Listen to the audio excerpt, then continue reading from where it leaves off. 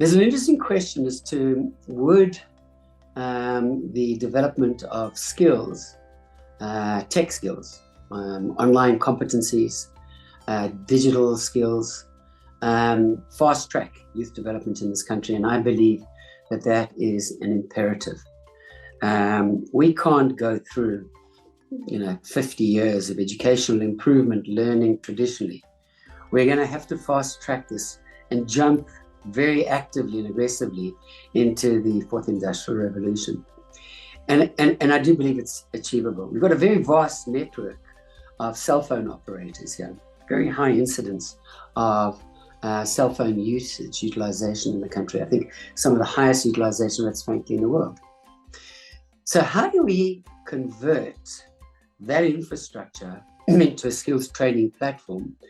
And my belief, it's very important that necessarily whatever training is done has to be linked to where there are job opportunities.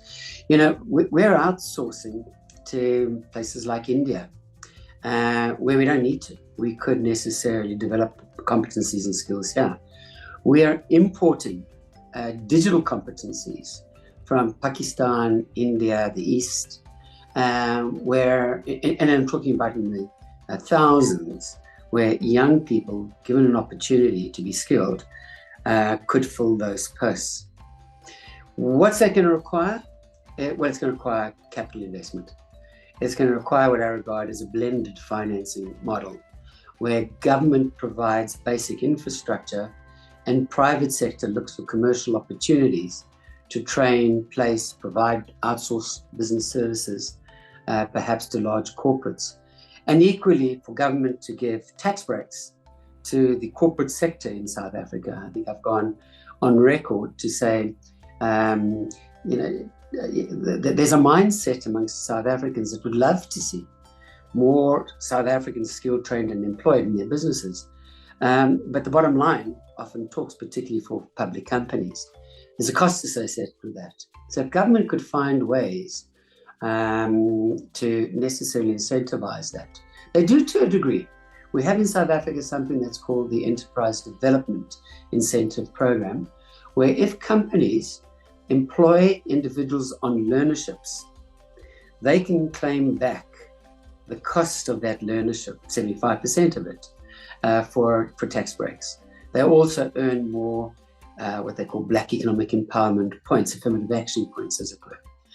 So the incentives already exist, but those companies are not yet going to the point where they're actually investing capital into skills training on digitization, on 4IR opportunities and skills.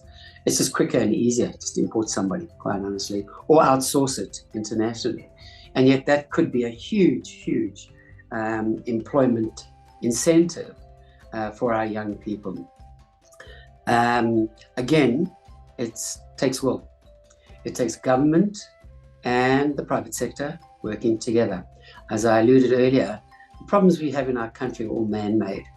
We're blessed. God has looked on this country, in my opinion, and has blessed us with incredible climate, natural resources, just the geography of the place, and wonderful people. So why is it that we're not achieving so much more?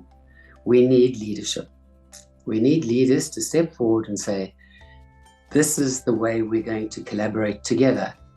We're going to move away from the greed and the corruption that we faced historically, and we're going to invest in a country that's going to generate wealth for us all and for our children. And I think we're getting there. I think we're getting to the point where the feeding frenzy, as it were, is coming somewhat to an end, and a new generation of people are coming to leadership positions who recognize that feeding frenzy could not continue, and that there are enough of us still here that want to see a future for our children.